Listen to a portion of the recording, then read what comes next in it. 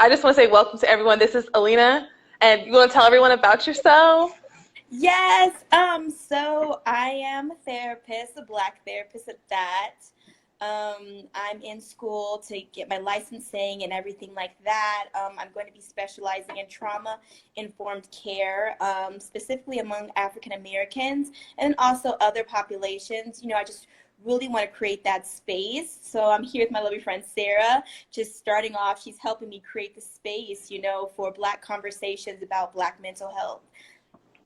Yes. Okay, guys. So last time, and for those of you who don't know, I come at the self-healing and all of that from a metaphysical perspective. So I use, tarot and oracle cards as a tool. I do sound bowl healing, energy healing, intuitive reading and counseling, and that's kind of my background. And so we wanted to create this series of episodes where we combine the two worlds together on various topics. And so today I have some notes, but we're going to let it flow. But we wanted to talk about dating in the gray and relationships and how mental health affects our relationships. Yes.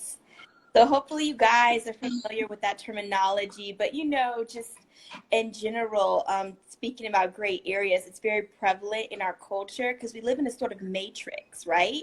So a lot of things are being perpetuated in different outlets like media, between relationships, what people are ascribing to as far as beliefs. So gray area is something that's kind of mentioned. I know I earlier last week, I believe, I sent Sarah this little lyric. It was a Drake lyric, and he mentioned, I talk gray, I don't keep it white and black. So there's this idea that people are ascribing to kind of more open and maybe being more of indecisive about things that kind of need an answer. So, I mean, there's nothing wrong with being open, but we're talking about areas, especially in relationships that need definite answers, that being open can actually be detrimental to the relationship. It's really crazy because I was just talking to my sister, and it's funny how in certain movies and certain shows you see so much toxic shit because toxic is entertaining, right? Yes. Sometimes it's healthy, it's boring. It's yeah, you should eat your vegetables, you should, but an ice cream sundae is more enticing sometimes. So it's how do you think that we can digest pop culture, the music we like and the shows, for example, Insecure, or I'll use Sex in the City because Sex in the City is I know it's a 90s kid, or it's an older show, but Sex in the City was every girl could find a little bit of herself in a character. But the talk, as I started to heal on my journey and heal from my past relationships, I couldn't watch it anymore, and it pissed me off. It pissed me off so hard because I was so triggered by a lot of things. For example, we were talking about texting. You meet someone, you like someone, and you're oh, this person's feeling me, and they text you back, and they're consistent just with communication, not about their intentions, not about what they want, but you're oh my God, I got a good one because they just simply communicate. And it's I feel pop culture has contributed to that because there's so much toxicity that we consider something that's so basic as communication as a good one. Yeah, and I feel like we were talking about before, healthy things in a relationship are kind of taken for granted because everybody lives in the gray because it's funner not to know. It's funner to keep someone on a bunny trail than to tell them the truth. And that's been my experience since I've been, in my mid-20s. Now I'm in my 30s now, is more of I'm not going to tell you everything. I'm going to give you just a little bit to keep you going. And that doesn't necessarily mean this is healthy. That's all I'm willing to give to you at this point in time. And that person is coming from, who knows, all different types of, feelings. And I feel like that's why people like Drake are so popular, because the way he's expressing his emotion is probably genuine to him, but that doesn't mean it's, healthy as far as. And it's funny, it's we hold him to a standard, he's a leader because he's a celebrity. And so it's just crazy. And he's not. I mean, I feel like he's being transparent, but he doesn't owe us healthy ways of relationship, but people are taking it as such. And that's where it's kind of like what you mentioned about Sex and the City, and also with Insecure. Insecure, when I tell y'all that was my favorite show, I had to get off of that show because extremely triggering, and it was extremely reminding me of everything that I had to deal with in my past and what I was trying to move away from. And yeah, I could laugh at it, but I was also cringing while laughing. That's the reaction Oh, I'm getting with Insecure. girl, Yeah. it's so true. It's just like Basketball Wives and all these things. Like, don't get me wrong, guys. Like, I'll be knowing the storyline. I'm like, didn't she get back with him? Or she had a baby by so and so. But Insecure was probably it was a huge trigger because I was living in Inglewood. She's living in Inglewood. She's a black woman. She's dating someone that reminds me exactly of my situation, and it's like, what would you say to people who are like, but I like my shows and you're being too deep, that's too extra, because a lot of people, they don't see it that way. They see it like, oh, it's just entertaining.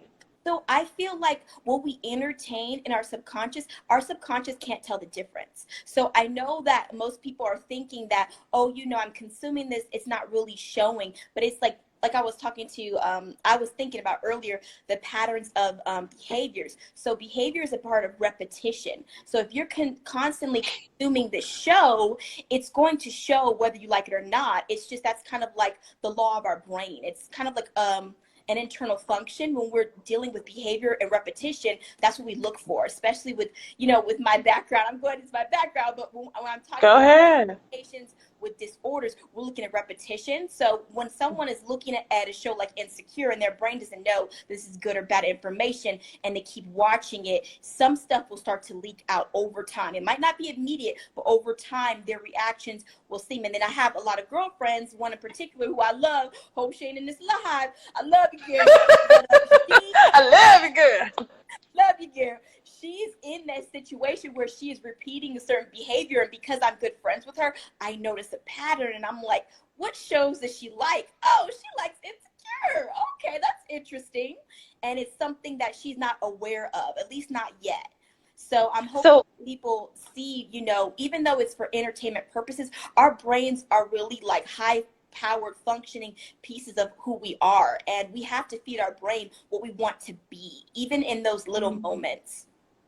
So I think it's really important that you say this, because during quarantine, a lot of people are in the house.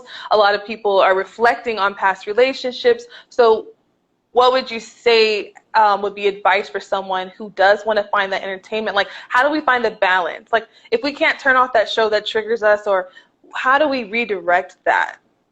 Or what would be advice that you would give to a client for that? Yes, for redirection. So I would definitely, while they're watching the show, I would ask them to have a pen and paper, because you can never go wrong with writing exercises, and talk about if any specific situation, like with Issa and Nathan, for example, is that for me, that was triggering personally because I saw parallels. So I wrote down all the parallels, and I actually wrote down her actions and what I did in real life. So people can, if they are show and it's toxic, they can write it down. I feel like when we put ourselves in the shoes of others, especially in a TV show, it gets a little bit like, woo, let me just close the door so nobody can see me, because I'm being really real and transparent with myself. And that way I can see what I need to work on personally. Even though I'm watching this show, I'm still conscious of what I'm doing and what actions I'm doing in my relationships, and not repeating that of a TV show. Because what really put Insecure in perspective for me is finding out that Issa Rae is getting married soon. Like, she's had a fiance the whole time. Wow. Especially, with celebrities, even the whole Beyonce and her Lemonade album. Like, she's saying all these things about Jay, but she was, meanwhile, I think, pregnant around that time, or about to be pregnant. So it's like, you have to understand that this is reality. Wow. What people are showing you, what they're choosing to show you. And what they're choosing to show you is not really always accurate representation of what's happening in their lives. So be aware of that.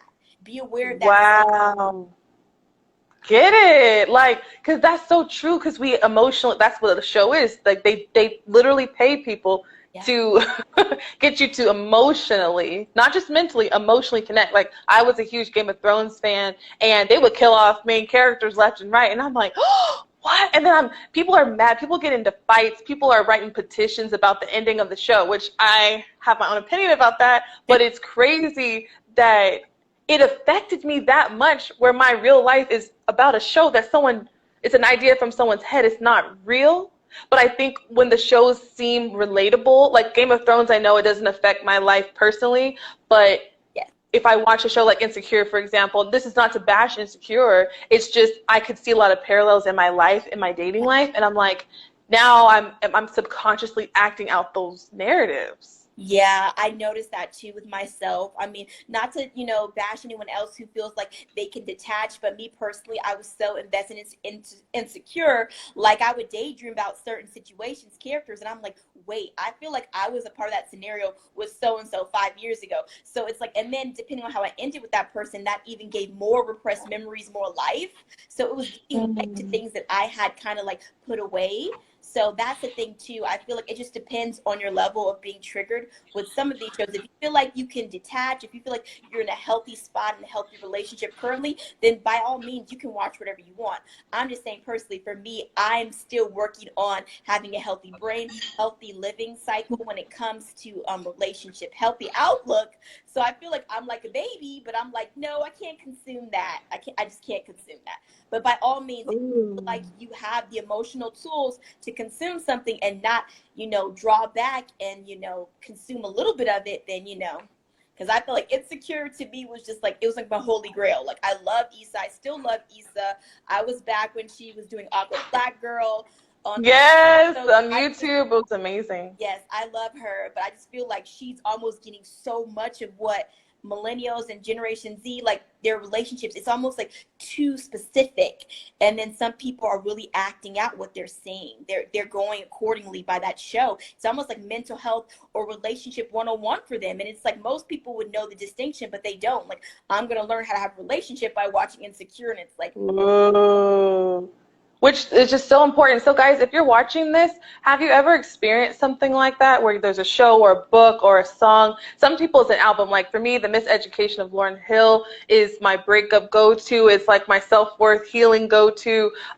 Jill Scott, like I could name so many albums. But if you're watching this, is there a show, a movie, a book, a person that has had this effect on you? And if so, please just comment below because I'm just curious to see. Because I think that that's the biggest thing is that pop culture and movies and albums and all that are replacing, like celebrities are replacing therapists in a sense. It's like I get my, I'll just listen to that song, I'm good. This person I relate to, I'm good. I'll just read my horoscope, I'm good. But how can we apply mental health to the toxic? Because it's our responsibility at the end of the day mm-hmm. to be healthy mentally. So if movies don't trigger you or shows don't trigger you, it's fine. But I think There's that's really important that you said. yes, I feel like with all of us, there's something. Why else would there be genres of music where it's like, oh, this is sad music, this is music to play when you get over your man, Trina, like all of these things, like they have categories. You already know. City girls. City girls, like we have these categories because that's certain situations, certain songs, they're triggering for us, and we need something to take us out of it, or some of us just plunge right in by plugging into that type of outlets. And speaking of celebrities, like I love Jada Pinkett Smith, and she has her Red Table Talks. But recently, I watched a critique of her talking of someone speaking about her credentials as far as like her offering mental health versus just personal experience. So I feel like both. But I know with certain celebrities, it's more of experiences, which is true. I mean, you don't need to go to a mental health expert or, a therapist, psychologist, psychiatrist to get help. But for certain things, we shouldn't shun that away or kind of like excuse that for the conversation. That needs to be a part of the conversation too when it comes to self-healing. We do need to speak with a professional if it's past a certain point, or if we can't just get it through emotional healing, reflection, like what we're doing, reflection. If reflection is not enough, there's always someone else like me who's willing to help those who need help with their self-healing. There's no shame in that.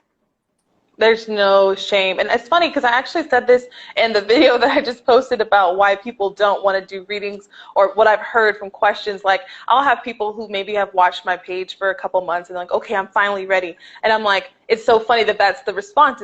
And there's no shame in that. It's like, oh, I'm finally ready to do this, because there's a lot of fear associated with wellness. And I always say that, like, even though I do readings, it's more from a place of like, hey, what's the energy around you?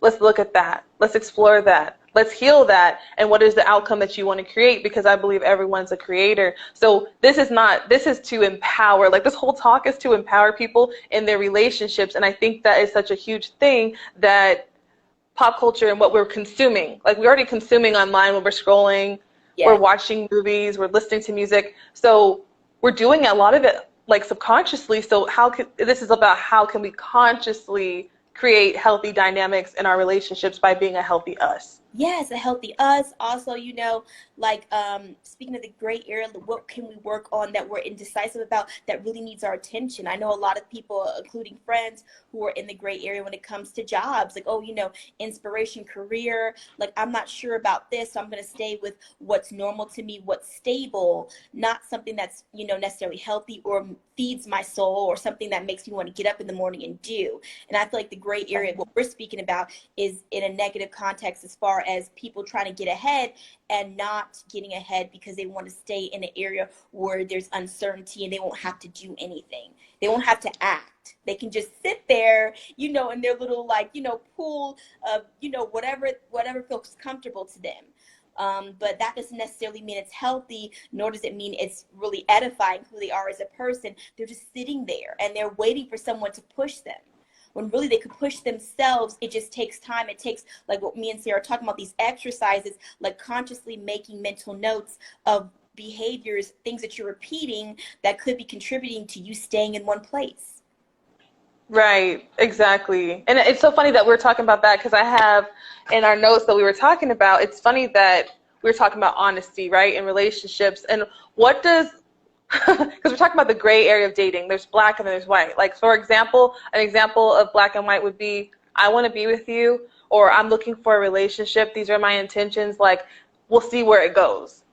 Also, an example of honesty would be, hey, I just want to date and have fun. Like, I don't want to be in a committed relationship. So the gray is the kind of area where someone is kind of saying, hey, like an example of gray for me that I've experienced is, hey, if I wanted to get married, or you're the type of woman I would marry. Like, I want to be with you. Like, you're amazing. I would love to be with you and only you. But there's no type of follow-up. There's no sort of like crystal clear intention or plan. It's kind of like, we get so used to the gray in other areas of our life that when we hear gray, it sounds good, but it's not clear. We were talking about dating in the gray and what it looks like, and like what Yes. an honest statement can be, hey, I want to be with you. I want a relationship. And an honest statement can also be like, hey, I just want to have fun. And I think a lot of people, we kind of repel the honesty when it's not in our favor. Yes. So I feel like a gray statement, like going back off of that, would be like, if they want to just have fun, they would, the opposite, which would be gray, would be like, let's see where things go. So see, with that open-endedness at the end, it doesn't really tell you what do you mean, where are we going? It doesn't even tell you what you are in that statement. So it's kind of like on both ends, the end part and the beginning. Let's see where things go. So really, you could tell that to anybody. That's the thing. So when we're dealing with romantic relationships, dating, it's more of like, I have to set the tone and intention by using certain pronouns. Like, I want to do this with you. But when they are in the gray, they do not use pronouns. It's very general, very objective. So that's what I've noticed in my, experience of dating in the gray. It's very very fluid, very like the speech is not clear, the intention is not clear. It's definitely like you're in a hot air balloon and you're just checking things out, but you don't commit anything. You don't stop and rest at a certain point. It's definitely something that's, see as you go, really. That's so true. Yeah. So like you meet this guy or this girl and you've been dating them for a while and you're like, hey, how are things going? Like what are your intentions? And like, oh, we're just gonna see where it goes. That's not saying a destination. No, and it's definitely in their favor. It's almost like inviting whatever happens to happen. And if you're along for this ride, like if this person is seeing somebody else, I have a friend in particular who is seeing one person. And recently she saw another person going to this person's apartment. And he told her previously, oh, me and you were exclusively dating. So since they were in the gray and nothing was established, she didn't even have grounds to say, hey, who's that? But I told her, because, you're a woman and, we're human. You can play by these rules, or you can say, listen, I know we didn't set intentions when we first started talking, or it was false pretenses, but I'm resetting this and saying, hey, I saw this, I was taken back, I just want to come back and reset and ask you, are you dating exclusively? Are you dating multiple people? Like, please let me know. It's nothing, I'm not trying to hurt your feelings. I won't be offended. I just really need the clarity, because clarity is something you cannot get back. It's so funny. We always talk about straight talk, and straight talk, I think that because we're so used to seeing dishonesty publicly, socially, politically, that we're comfortable with dishonesty or gray area. Like, oh, just I'm not going to make this political, but just we're so used to the, like, oh, well, we'll see where it goes, or we'll see the gray area. So it's like, how can we take responsibility for our own honesty, the honesty and the connections that we have? Like, if someone is dishonest, how do we date in that area? Right. So I feel like what in the end with dating, what I love about dating is you can always be responsible for what you say. You're never responsible for the other person. That's their responsibility. But as far as setting boundaries, I'm always responsible for what I say. So in dating, if you are coming to a situation in the gray dating, you're not sure. I feel like if you're able to communicate that in a clear way, if possible, and that person is able to reciprocate that or let you know this is what I'm agreeing to, then you can definitely function in that area. But I feel like what I've been hearing from other people, and including close friends, is they are coming with intention and the other person is meeting them with, and so instead of kind of like stepping back and be like, hey, I see that this person is coming to me with this mixed language, I'm actually going to seek someone else. They stay with the person hoping that their language will change, and it doesn't on most occasions. Right. And it's like, why do you think that people do stay? Like, do you think that it's like a savior complex where we're like, hey, like, I believe that I can influence this person to be a different person? Do you think it's a controlling thing? I do think so. I think there's a plethora of Thank you. really. It's my friend, she was talking about, he's so cute, like he's so cute, he could change, I can mold him, I can work with him, I'm still young, I can sacrifice 5-10 years to fix this. But I feel like that savior, like, oh, fix it personality is unhealthy, because you're not accepting that person as they are. You're waiting for them to basically mold to whatever set place that you're giving them. You're giving them these parameters, and you're giving them this time frame. And when I thought about that with me, because I was that person, well, I'll give them 5 years to fix them, I saw how unhappy I was, because I literally was spending time every waking moment figuring how to fix this person instead of accepting them or walking away, because they didn't really have what I wanted from the start. So Ooh. like within those parameters in our mind, we know if this person is going to have what we want 5-10 years from now, or what they don't want. And I feel like me and you talk about that too, Trixie, potential versus having someone who already has it together. So you can, depending on who you are, you can work with someone if you see potential, or you can have someone who has mostly everything of what you're looking for.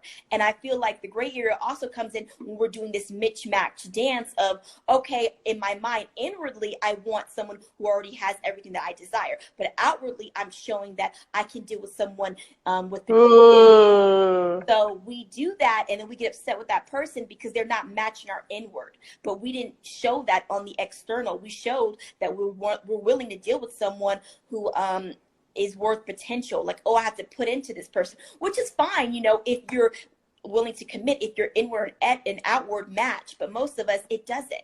It's easy for us to hide what we really want.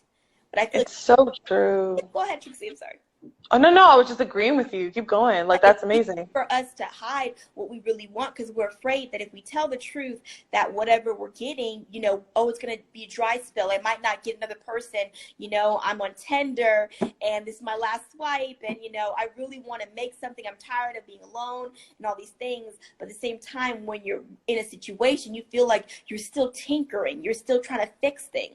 And I feel like in a healthy relationship, what you're tinkering with is not something that's as, I guess, how can I put this without sounding petty? It's not as like it's not as superficial as height or hair color or something like that. Like I feel like a lot of people are like, I wanted this guy and this and that and that, but they end up getting the opposite, and then their true intentions come out as like, well, I actually wanted someone who wanted to commit, and this person is not even what I wanted, and he doesn't even want to commit. So I'm taking 2 L's instead of 1. Like we have this like 50-50 proportionate, or we rationalize what people have to offer instead of saying, okay, I kind of see the pie as a whole. Like I feel like if you go on 3 dates, you'll be able to see what someone is having to offer as far as like, okay, they have this to offer, and I can either deal with it or I can look for a better option. And there's no shame in letting that person know, like, hey, I really had a great time with you. It's nothing personal, but these are the things I'm looking for. And I feel like, you know, these are obviously not what you have to bring to the table, and that's okay. I'm just letting you know that I'm not interested in getting to know you in that way. That's so true. And honesty, it cuts off that anxiety. Yeah. It's like, I think if you are in a situation,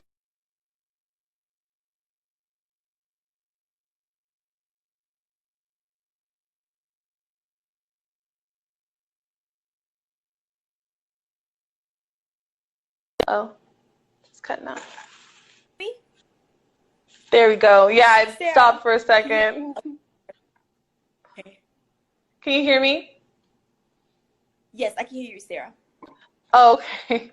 I was saying, I feel like if you're in a situation and you feel like you keep meeting dishonest people, or dishonest people, or people who don't share the same intentions with you, just if you can take a pause, just like not forever, just a pause to look at yourself and how you're being honest with yourself. I don't think that it's about being open to every single person that comes, but at least defining the qualities that you want in a spouse, but internal qualities. So instead of like, I want a guy who's 6'2", yeah, that might be true. You may not change that belief, but you can say, you know, I want someone that I feel safe with. I want someone that I feel secure with, someone that like accepts my body, someone who, all of the inner working, someone who's honest, someone who's, you know, reliable and trustworthy and has a wonderful family dynamic. And once you get into the energy of what you really are honest with yourself about, what you want, that has nothing to do with the external, you will attract something that matches that. And a lot of times I've seen a lot of friends get married to people who are like different from the normal type, but they wouldn't trade it for the world. It's not bad. It's not like, it's not. And to me in my pre-20s mind, I was like, oh my God, I've been friends with this person so long. She's with someone this short and she usually dates this tall, and he's an athlete and this person's a plumber. Like, it's like all those superficial things, but that's me looking at her situation, not knowing that there's other things, different negotiables, different terms that she's come with in her mind that she feels like are more valuable. Maybe height is less valuable, and that person, the way they treat her, is more valuable. We never know. Like, that's why I feel like with friendships, I always try to recalibrate, you know, everything with a friendship, especially relationships. Who is this person allowing in their life? Is that something that they value more this person is giving they didn't before? And that's what I feel like is important with relationships. We're always recalibrating. We're always trying to figure out what's the best paradigm, the best equation that best makes us feel loved. And there's no shame in doing that, you know? So true. And I feel like, going back to how we were talking about Insecure and all the shows, it's like everyone wants to see themselves, right? Everyone wants to see like their horoscope. They want to see about them, or they do a test about them. So sometimes we subconsciously watch shows with characters that we identify with because we may not be aware of it. And it's like sometimes it comes out through the character that we hate. Or it comes out through the character that we love, and we're like, oh no, I can't stand her, and this doesn't exist. And you're like, oh, I think that being aware, we don't have to be all deep and call it consciousness, just being aware of what you want. If you see what you want on paper, what are 3 things that you want in a relationship? Now that could be with friends, that can be with a lover, but I think that once you get comfortable being honest with yourself about what you want, it's going to be a lot easier if you're in a relationship with a guy, or you're dating a guy for like, what, a month consistently, and they haven't really said their intentions. You can be honest with them, like, hey, because I know what I'm looking for. And it's like, it's hard to jump from getting played all the time to just having these profound conversations with men. Exactly. It's not always that simple. Like, let's break it down, make it easy. How about you figure out what your ass wants? And, you know, I had to do that with myself. I'm like, I don't even know what I want. Like Yeah. I realized that in my head I've been playing out scenarios from my parents in different ways. And I think that's crazy All when you of us look at it on do. paper. All of us do, really. We do. Whether we know our parents or not, all of us really do, is what I've been learning. And like you said, Trixie, too, like as far as like not even starting with relationships romantic, you start with friendships. You really have to, because all relationships are all aligned, really. They all are in a circle. So I feel like if you start with friendships and having intentions and certain things, you know, having boundaries, or you know, not speaking so great, like letting someone know, like, hey, I didn't appreciate when you did that. Because for some of us, it's hard to tell our friends, I didn't appreciate that, because we have all these things in our head, like, oh, you know, I've been knowing them for 10, 15 years. Oh, I know they're sensitive. Oh, that's how they've always acted with me. Instead of saying, hey, you know, we're in a friendship, but we're always evolving. So we need to come back to these issues, these trust bonds, whatever we have together, and say that, hey, as your friend, I'm still going to hold you to these truths. I'm still going to keep it fucking fresh with you. I'm still going to tell you when you're wrong. I'm still going to fix your hair in public. I'm always going to be in the backdrop helping you, even if you don't want that help. So it's important to have that, you know, that scale. And then when we move to relationships, it'll be easier, because with this repetition. So if you're repeating this behavior in a friendship, then you can repeat it in a relationship, and you can repeat it in a relationship with your parents, and you can keep repeating it. But behaviors are not defined unless they're repeated. So if you have this healthy Ooh. and only repeat it one time, then you're not going to reap the full benefit, and you're probably not even going to remember what you did. You have to keep repeating it. It's a daily choice, really. It's so funny, the repetition. Like you said, we were talking about TV shows for those of you who just joined. We were talking about the show Insecure as an example. Hey, Ashley. Hey, guys. We were talking about the show Insecure just as an example. Not to bash the show. You know, everyone's got their preference, okay? Yes. I kind of stay away from watching shows that are a little too realistic to the negative dating narratives or friendship narratives that I've had in my past on a part of my healing journey. And it's really challenging for people to do that. So we said, if you struggle, Alena has said, if you struggle with doing that, you can take mental note or literally writing down some of the differences that you'd like to see in Yeah. your dating life. Yeah, parallels. Like, you know, it doesn't have to be negative, or it could be negative. And that could be something like I was speaking about with repetition. If you're doing these notes, you're going to consciously keep that as a mental check in your mind if you're doing the notes, because that's almost like when you're studying for a test, you write down different things that are significant for you to remember. So we're talking about repetition. So if you remember this behavior, it's easy for you to change it. But most people, they don't want to remember certain behaviors, so it's kind of like within that they're going to repeat the negative behavior because they don't remember the negative thing and change it, so they're bound to repeat the negative thing again. So as long as you're conscious of what Right. you're doing, as far as making notes, whatever you do that helps you remember, it's all about remembering. And with behaviors, like, you want to remember what you're doing, and that makes you more aware of what you need to do.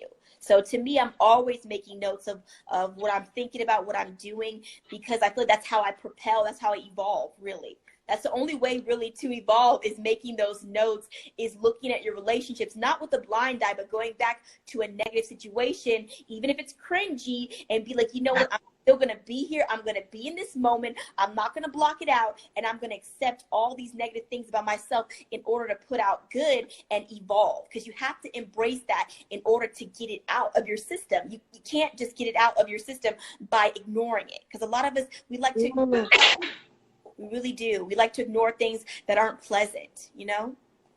It's so true. It's like, and that's the thing, because I've been doing a lot of readings about relationships this week, and it's funny because you are going to have a very anybody, not you, but like anyone's going to have a very challenging time dating if they have tumultuous friendships, tumultuous relationships with their family. It's kind of like there's this phrase that says, how you do one thing, it's how you do everything. So if you look at it like that, your friendship is how you go and date, your family dynamic, and this is not talking about like, this is not about like being best friends with your mom if your mom is toxic, guys. This is like Exactly. about you. It's gonna be really hard to attract the person for you if you're not conscious at all.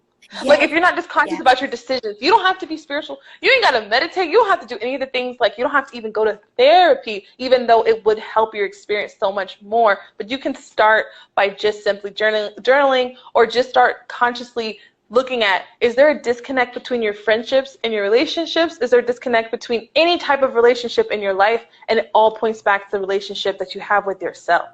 Exactly, exactly. I feel like your relationships, how you're evolving in them, it is really a self reflective. It's almost like reflecting back like a mirror. In your most of our relationships reflect back who we are, and that's a harsh statement. It's really what it is. It, you know, a lot of people, they're doomed to, with mistakes. They're doomed to repeat them if they're not conscious of them. You know, I have a lot of friends who I'm counseling and they don't want to talk about relationship 5 years ago. What does that have to do with me now? It has a lot to do with now, babe. Everything to do with you, babe. Yes, Essie, first she said, exactly, evolve and honor, replace, and see new perspectives. Exactly. And you wanted, a lot of people are like, well, why does so-and-so have this? And this is, guys, by no means is about perfection. It's about reflection. Mirror what you want. Yes, mirror. And it's like, just practice, like, just, and it's like, I think that you will be, it's like some people I've seen where they've attracted the love of their life, but they've been at least attempting to do this work. It's not about, hey, I got to be 100% skinny. I got to be 100% healthy, because that can also create anxiety. It's not about negligence or perfection. It's just like about the balance of consciously looking at yourself. That's all. Like, it's like, sometimes I think we're so focused on, like, do we love ourselves? Help someone this, do we like yourself?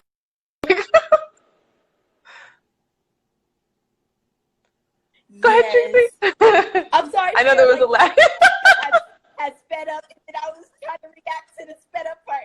But no, what you're saying, like, you know, we want to be loved, but that starts outside of a relationship. So some of these things we're talking about, they're kind of like you need to work on some of them before you get into a relationship. But no worries, if you're already in a relationship, you can still do these same things, these same exercises.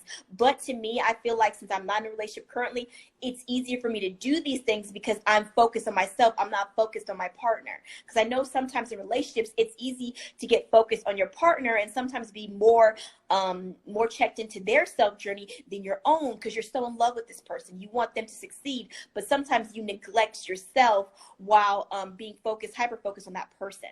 So I feel like some of these exercises are something that you can do in or outside of a relationship, but it's definitely more beneficial to do it outside of a relationship because you'll get that repetition going, like I was speaking about. That repetition, it'll be easier for you.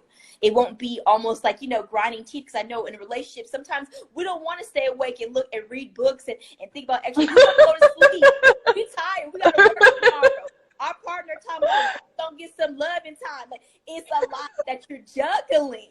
So, like, you know, if you can't, like 5 minutes, 10 minutes, maybe on your break at work, or even now within this quarantine, hopefully you have plenty of time to journal, or, you know, you're away from your significant other or spouse or whoever, you can get these little exercises in. It's really just about how long that you're thinking about them, really. It has nothing to do with the journaling. It helps to start the situation, but the situation ends here in your mind. That repetition. Ooh, that repetition. And that's how kids learn the ABCs, you know what I mean? We don't sit them down and be like, hey, you better learn this in a week. You know what I mean? It's like we sing the song, we'll be doing the dishes, and like I remember, because I used to be a nanny, so whenever we would walk up the stairs, we would count how many stairs, and then we would count. And the next thing I know, a week later, she's like, count to 17, and like she's 1.5, and you're like, how did she learn that so quick? You're like, oh, the repetition of going up and down the stairs every day. So I think that when we look at it as this big task of like, I got to heal myself, I got to attract the love of my life,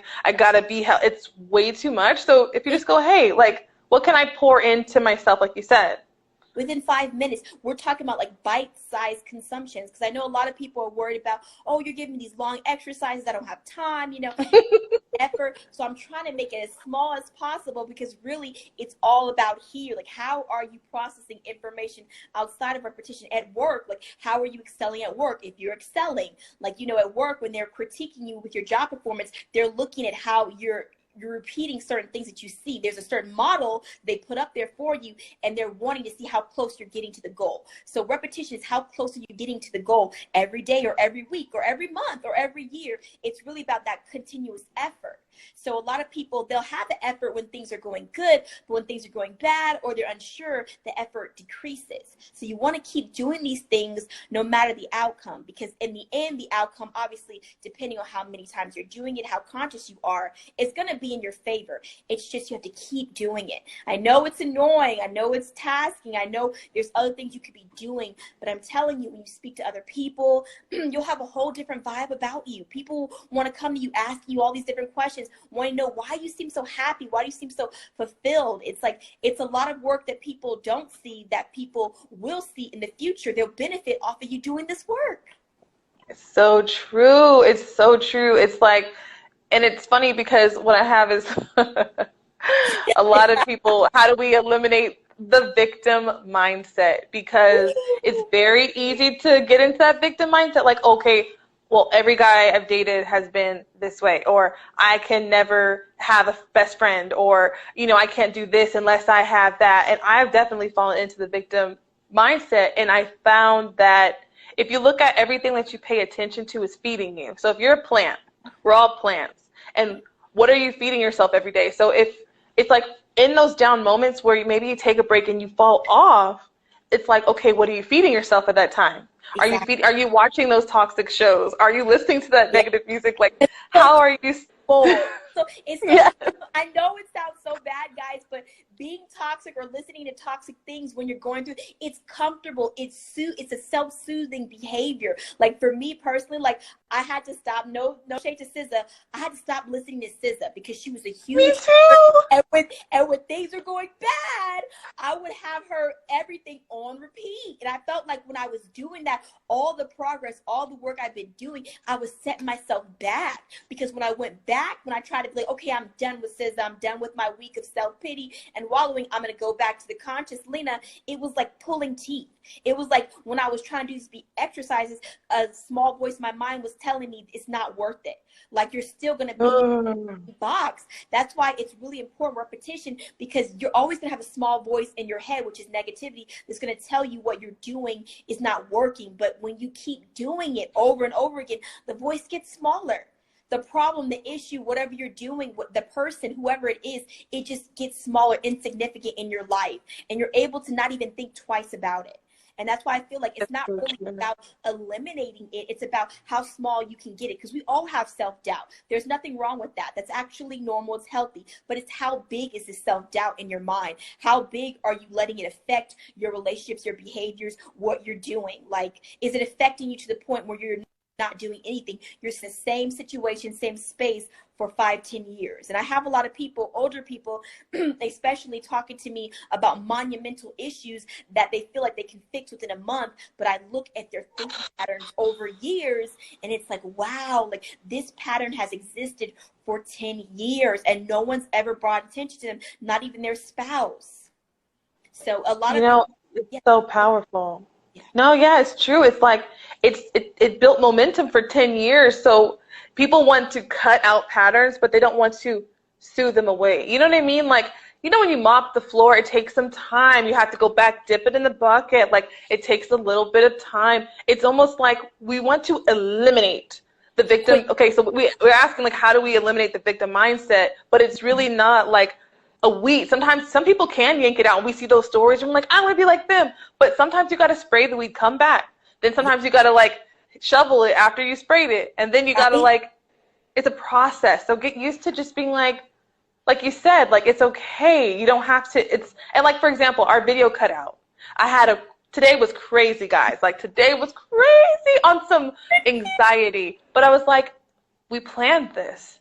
And before this, I did a little meditation, and then the Wi-Fi went out, and then this, but it's okay because my intentions are pure, and it's going to be all right. I'm not going to let the emotion dominate me. But that still takes time. And I mean, I was It in the corner does. like, It takes a lot of time. And even what you're saying, Trixie, about like going back to the victim mentality, I deal with that a lot. So I feel like we also have to get into the mindset of humanizing people. Villains are humans. Everybody is a human being. And I feel like in relationships, it's easy to say, I'm good, you're bad, instead of saying you're a person and I'm a person. And you know, when we're going to the relationships, depending on where we are, like one person in particular, I'm not going to bring his name up because he wasn't in alive. So he, you know, our relationship was very interesting, but it was so easy for me to say he's evil, he's this, he's doing this to me, not realizing that he's a person and he's bringing a certain part of himself to this relationship, to this situationship, and vice versa. We have to see people, we have to humanize them. And I feel like once we do that, there won't be a victim mentality. We're both humans in this situation and we're trying to figure it out. That's all we're trying to do.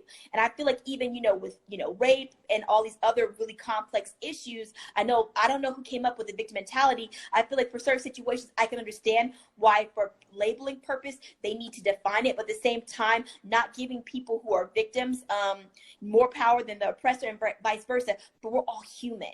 And so, you know, we have to bring that into our mindset every day that we're dealing with human beings and we're fickle. We have a number of emotions and things change. But if we keep in perspective that we're both human and we're not always right all the time, always wrong all the time, we're somewhere in the middle, always trying to figure it out. And I feel like then we can, you know, humanize people who we don't get along with. You know, I can be friends with my ex. A lot of people say I can't be friends with my ex because of how things ended, but it's because they have a strong, I guess, tie with what's good and what's bad when it comes to behavior. So that's why I feel like, you know, speaking with therapy, it could be good to speak with someone to talk to you about humanizing a person, looking at emotions, because I feel like in the media it's perpetuated that if this person does this thing to you, that they are bad. They're always going to be bad. When we see in a lot of situations, they weren't good for you, but they were good for someone else. So how do we explain so those? true. You know, oh, he was with me for 15 years, but he ends up marrying my sister and they have a good relationship for 20 years. And we have to be okay with maybe this person isn't the right fit for me. And that doesn't dehumanize them or make them negative or less of a person. It just makes me more conscious that I need to find the right person. This person isn't it. Yeah, I think that the healing comes from when we emotionally detach from, like, I actually posted this a couple weeks ago that you're the villain in someone else's story. And I think it's really hard for us to forgive people when we don't see the villain in us. And I use that term loosely, but it's kind of like in someone else's story, they're like, oh, she's a bitch. You know what I mean? Like, she did this and she did that and I can't stand her. And I'm like, but I think a lot of people don't want to go there. But that's that shadow work. It's like you've had timelines in your life where have been less favorable to your character because your character is always being developed, or it's being developed in a positive light that you like, or Yeah. it's you know, it's going through a regression. But I think that when I personally have found the villain in my story, like in someone else's story, I'm the villain, and that's where that karma plays out. No one's completely good or completely bad, but I think that a good example of the gray area, because we're talking about the gray area of dating or relationships in general, that would be a good area to be gray in. So instead of being like good or bad, because you can take the same, I was telling someone you could take the same person, one guy, or one guy could date 10 different women and have a different response based upon that person's energy. So that's why it's very important to like really know what you want from yourself, really be honest with what you want, so you're not accepting just anything. Because you might be triggered, like you could date someone and be like, no, there's something that they do that I don't like how they talk to the waiter. I don't like how they treat people. And then you're like, but they have so many other good qualities. So then you will extend the time with them and then end up in a bigger situation where maybe they've disrespected your child or you or your family. And then it's kind of like, this is going to help. It's hard now, but it's really good in the end because you avoid so much heartbreak and so much disruption. And yeah, exactly. And I feel like with healthiness with black and white, it's like it's a balance, right? So I feel like with gray area, it's everything is unbalanced. So in relationships, like I said, with things that you're supposed to have an answer for, you don't. And you waste other people's time, and you feel like over time that you feel some type of way about yourself. It's all of those things. And I just feel like when it comes to relationships, a lot of people aren't honest with their intentions. Like we said before in the beginning of this life, if you just want to have fun, let someone know that. But if you're not letting There's so many people who will do that.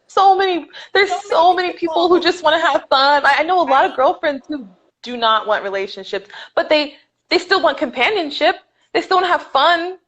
Yeah. Just be honest. And Just if be you honest. do, Like, you can't scare away the right thing. You can't you scare away the right thing. can't. You can't. And if you do scare away something, it'll be the wrong thing. Like, you want to make sure that you want to make sure that you're clear, so that person never has a different perspective. And I feel like a lot of us, like especially me being a millennial, when I was first dating, it was okay to like have like you said, Trixie, like a non-peaceful separation. Like, I don't care about this guy, I'm done with him, like whatever. But then over time it started to weigh on me, because there was so many bodies that I had around me that it was just unresolved, and within myself I didn't feel complete. You feel that in your spirit. Yeah, some people, they can ignore that, but some people who actually start to do the work on themselves and look at past relationships, you'll see that, and you'll make a mental note like, hey, I have a pattern of cutting someone off unhealthily. It wasn't peaceful, and it's really coming back to bite me, because if I do get a relationship with someone, I don't want some of this to come back and haunt me,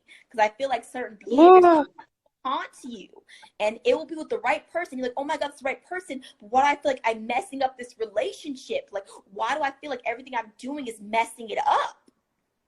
So true. Because it really, the thing is, I think that a lot of people don't understand is that it does affect you. It's kind of like, it may not affect you on a conscious level. Like right now I'm holding this ring in my hand, I'm looking at this ring. You know what I mean? But maybe the reason why I bought it might be subconscious. Like, it reminds me of this, or subconscious are not things that are on the surface. So how will you leave a relationship?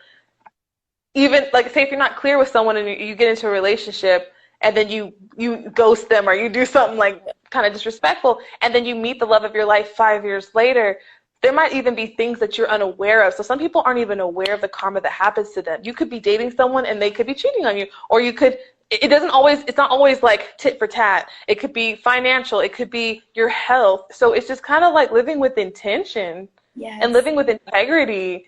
It's just like, I know it sounds like ABC. Right. I know it sounds like it's so metaphysical, like this is not really happening to me, but I'm telling you, I promise you, once you start working on who you are as a person, how you relate to people, if you're not clear, if you're, very mixed emotions, not telling people how you really feel, very, excuse me, passive aggressive, it's going to affect you. It really is. And it could be affecting with you and your boss's relationship. Like Sarah was saying, it might not be romantic. It could be other areas that are very crucial to your evolving in life, getting nice things, doing the things that you want to do, because you're not able to execute your feelings in a way that people understand you. And that's not necessarily a bad thing. I know culturally speaking, I'm African American, so is Sarah. It's been, to me, a very journey of having to communicate my feelings in a way that I'm not offending people, but also being authentic to myself as a therapist. Because a lot of people are basing who they think you are on your emotions based on all these different things that are really have nothing to do with you. And that's great as well. That's a whole different subject. But yeah. As far as professionally, we have to look at what people are giving to us. How are they expressing their emotions? Not all these outward things, like how I look, my skin tone, my race. Those are on the outward, and not to take anything personal. Which, if you guys haven't read the 4 Agreements, my beautiful friends, please read that book. It's amazing. It really talks about indirectly the gray area, not taking things personal. And I feel like when you are looking at relationships in that regard, then you won't take things personal. And I feel like people take stuff so personally. Yeah, more fulfilled life, a more life that's meaningful to you, and you won't be weighed down by how you think someone else feels, because you never know, you just think. Yeah, and it's like, it's a waste of energy to focus on the potential of how someone views you, because a lot of times, I think that I used to do that a lot. Like, I would be like, oh, well, what do they think about this, or what do they think about that, or oh, he said this. But I think that even in relationships, or a relationship with yourself, when you're clear about how you feel about you, and if you don't know how you feel about you, finding out how you feel about you. And when you find out how you feel about you and it's solid, what someone else thinks doesn't really matter. Like if someone's like, oh, F tarot and F this and F that, I'm like it doesn't affect me First, it because doesn't I hit you in their core. Yes, it does. exactly. It does not hit you in your core. It's not something that you feel like I'm going to attack this person. This person is attacking my character when they're not. They're attacking the shell. They're never going to get that close to you. You can only be attacked if you open up your heart. And I feel like on the side note of that, Trixie, is people who are in romantic relationships and it's like this person's attacking who I am and they're in a romantic relationship with them. And it's like you have to look and see, did you let them into your heart? Did you let them into the core of who you are? Are they defining who you see yourself as? And most of us, we do let that person who we're dating, even if it's 3 months, whatever, we let them into a core area that's reserved for someone who's more permanent. And I mean, that could vary, you know, maybe people feel like I want to let them in, but me personally, as a therapist and looking at relationships, I would not let someone who I've been dating for 3 months get that close to me as far as who I think of myself as a person. That's a little bit too close and it affects everything, really. That's why you see people at work. I had a good friend. She was at work. I have so many friends. And she was at work and she was dating a guy and everything was going good. And then one day things weren't. And when I tell you, like, she was the most smiley person ever, everything was affected. Her job performance, she didn't Mm. it's just kind of like people don't realize the power of relationship. It really can affect how you go, how far you go in life, who you are, feel like you're aligning with, who you feel like is close enough to be close to you and to see your innermost thoughts about how you think and how you feel about yourself and others. It's very important that you're very scrutinizing on who gets that close to you, because you can have people close to you, but getting that close into your core being of who you are is reserved for that special person. Yeah, and I think having boundaries, like having boundaries with yourself, and boundaries don't have to look mean, guys. They could just be like, hey, I had a boundary that was so funny that I just didn't go on dates after when the sun was down. I only went on day dates. I was like, because boundaries are, I feel like they're designed to, because I know myself. I was like, you know, he's cute. I'll allow myself to be like, well, and then the chemistry is good. So to me, and it's not saying if you want to hook up with someone, hook up with someone, but also you have to be responsible for what you put out there. So if you're like, I want to get married and have kids, and you're just going with the flow, at least even if there's small boundaries, like I didn't go on dates after 7 p.m. Hey, that was just for me. It eliminated the possibility. We're going to go to a park. We're going to go here. It eliminated the possibility at that point in my life. It's not supposed to be something that you have. There's no willpower. It's just the willpower isn't something that's attainable. So, for example, if you're like ice cream, like you're like, oh, I eat ice cream all the time. It's like maybe I'll get yogurt.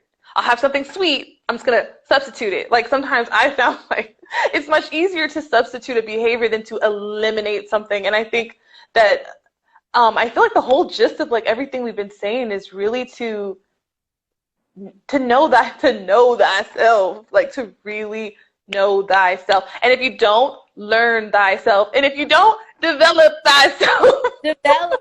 Read books. You know, there's all different types of literature out there. Like before, I don't think it was mental health. I feel like in the last 10 years has really come a long way. There's so many different types of bite-sized books that, hey, if you don't have, you know, I don't like to read big words. I don't like graphs. There's so many different books out there that can really start to get your gears going as far as like self-help, self-love, self-journaling, exercises to get you to a point where you can create your own patterns. It's really like we said about before, repetition and how you're looking at these behaviors and you're making a note of what you need to change, what you need to work on. Because a lot of us have New Year's resolution once a year, but we don't realize that's something that you can have every day. I have a resolution to do this every single day, and you keep on working at it. It doesn't matter if you don't get it done in that day, even though you made the resolution in that day. You have time. You can just keep working on these as long as you're conscious and you're thinking about these things. That's really all that matters. And then you're putting effort towards it. That's really That's true. involved, you know? Because a lot of people think That's it's this so big true. journey. Like Sarah said, oh, I don't know about self-help. I don't know about self-love. It's really hard. I'm not sure if I'm doing it right. Like there's no wrong answer really to doing it. As long as you're making a conscious effort and you're more thinking about the good and the bad, not just the good. It's so true. And like, just because I don't know how we are in time, but like, I love everything that you said. I love it. Just, it has my wheels turning in my head. And it's so true. It's like, for me, what I have found is that when I like myself, Like when I find things I like about myself, sometimes love is a huge leap, but it's like, do you like yourself? Like, do you at least, because you can love someone and actually can't stand the crap out of them, you know what I mean? And a lot of times, well, like, you'll attract a relationship where you love someone because you already got, like, in that entanglement, like, you're already too deep emotionally, but you're like, we don't even like the same things. We don't even like this. Like, so I feel like my takeaway would be, like, to really be comfortable with who you're alone with, which is yourself. And that will help you in every friendship because you're like, oh, I don't even like friends like that, or I don't even want a person like that. It's like, it's okay to be a little self-serving into what you want in a healthy way and seek out therapy and seek out, try stuff. Yeah, I think that's what my takeaway would be as well. Like, boundaries, let your yes be yes and your no be no. Like, as long as you're letting people know, they can't be upset with you. They really can't. Yeah, honesty. Most people Tell will them. appreciate you. They'll appreciate the honesty. They'll appreciate you saving their time or saying, I want to spend more time with you. I want to do these things. Is that something that you resonate, you agree with? Do you want to do these things with me? Do you want to be in a relationship, or do you want to do this? Like, what would you like to do? What does that look like for us? So, it's really about, like I said, your yeses be yes, your no's be no's, especially with dealing with the gray area and things that need a definite answer. And I feel like with relationships, with self-love, you need a strong yes. You need to say, yes, I can do this. You don't need, oh, I can't do this. I don't know what I'm doing. You need a yes, I can do this. Yes, I can do this. And no one is going to stop me while I'm doing this. You need those things to be gearing in your mind. Otherwise, you'll let every thought that someone else thinks about you determine your process. And that's what you don't need. No, that's beautifully put. It's like, because you guys remember, you're a mirror. So when you are good with your yeses and good with your nos, you're going to attract someone who's like very clear about wanting to be with you, very clear about a friendship with you, very clear if they don't. And so don't be mad if you attract people who's like, oh no, I just want to have fun, or oh no, I like you, but I don't like you like that. Because it's a good sign that you're getting that honesty back and you're getting closer and closer to what you want. And I think this was just a beautiful talk. Like, it's serious, guys, but this is why we're talking about mental health matters. So if you're on that kick to, really become more mentally attractive to yourself and others, this is what people do who do that. And we're all on the journey. So I think this is like freaking gorgeous. And I just want to say thank you so much for your time, and thank you so much for educating the people. Of course. If you guys have any questions, feel free to DM me. Hopefully I'll see you guys soon. Thank you, Trixie. I loved having this talk. I love having you guys in here. If you have more questions or whatever, I love talking about mental health and helping you guys to a better you and getting you all that glowy good stuff within yourself, because all this melanin is popping, but it's also popping in my heart. So y'all need to know that all this melanin is popping, but the way I look inside, honey, is 10 times prettier than my face. I'm trying to tell y'all. Yes, at work. It's attractive. You want to be attractive all over. And tell them where they can find you. Oh yeah, my IG is Alena Lee on IG. I don't have anything else right now. I need to work on other stuff, guys. This quarantine has me doing work, but also being lazy. So you have to excuse me. But valid. It find me, and also on Mental Health Matters with Sarah. I'll be on here too. Yes, guys, and we're going to be doing a series of different episodes, so we're going to be talking about different aspects of mental health, and I'll tag all of her information below. Thank you guys so much for watching. This is going to be a two-part video just because it cut off earlier, so I'm going to post both. I had some technical difficulties, and we gonna be all right. But y'all gonna get it. It's just going to be a split message, and this is what it is. And thank you guys so much, and I'll see you guys next time. Bye.